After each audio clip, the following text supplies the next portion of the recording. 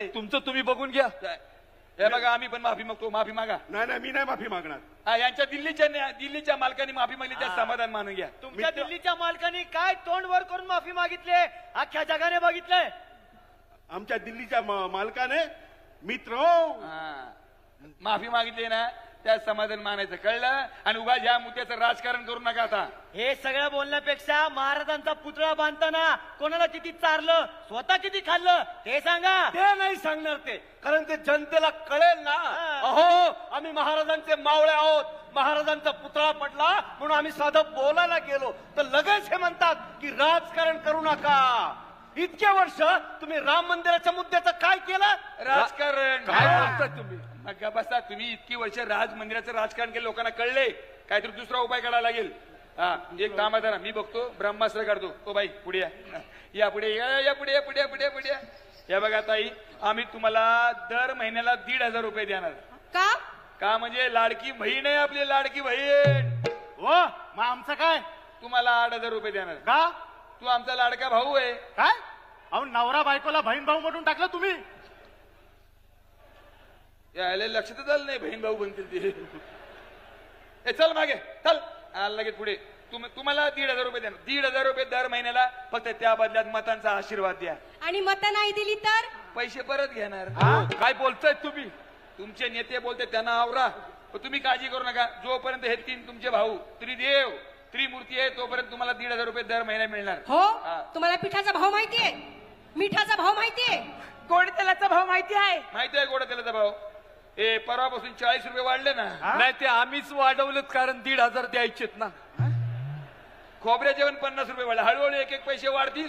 ते आले की त्यातून तुम्हाला 1,500 रुपये देणार, तुमच्याच घेणार, तुम्हाला देणार, पण 1,500 देणार। तुमच्या ह्या 1,500त महिन्याभराचं रेशनिंग तरी येतं का हो?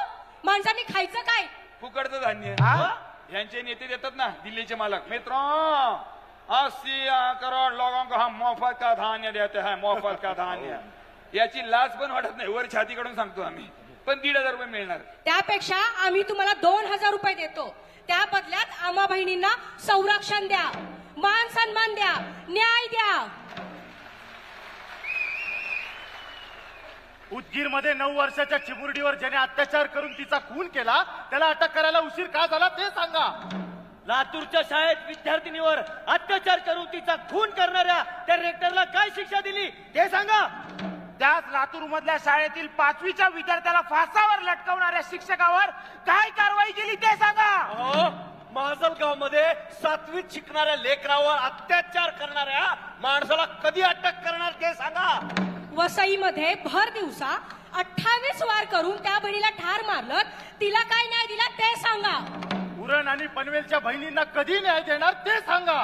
वरळीमध्ये महागड्या गाडीने फरफडत नेलेल्या त्या नाखवाताईच्या गुन्हेगाराला काय शिक्षा दिली ते सांगा। कराड मधल्या अनाथ आश्रमाच्या नावाखाली भरडलेल्या बहिणींना कधी न्याय देणार ते सांगा। कोल्हापूरमध्ये पुतणीवरच अत्याचार करणारा त्या नराधम बकाला अजून अटक का केली नाही ते सांगा। बदलापूर मधल्या फरार आरोपींना कधी पकडणार ते सांगा। तू तर असं बोलते सगळ्या तुझ्यावरच रेप झालाय।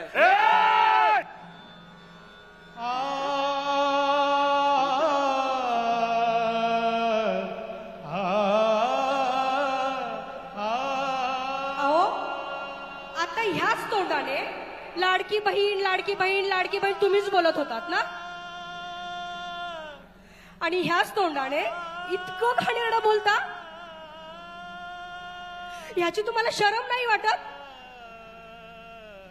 बोलणाऱ्याला पण पाठीशी घालता।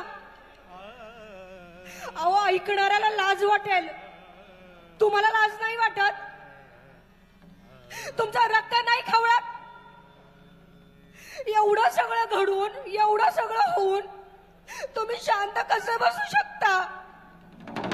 हे बघा, आम्ही बाईंवर अत्याचार झालेला शांत असू, पण गायीवर अत्याचार झालेले आम्ही पेटून उठू। बसा की गप खाली। बघितला ताया बहिणींनो, आपल्या आबरूचं राजकारण करणाऱ्या ह्या अट्टल राजकारण्यांना राजकारणातून कायमचा हद्दपार करूया।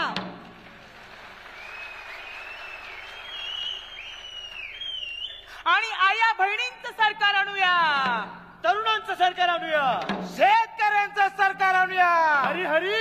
वारकऱ्यांचं सरकार आणूयात. शिवस्वराज्य आणूया. हो, काय बोलताय? काय? आता ते आल्याशिवाय राहणार नाही. तुम्हाला कळलं का? महाराष्ट्र गेला आपल्या हातून. आता काय करणार? आमचे मोठे मालक म्हणतात ना, हा. मित्रों अच्छे दिन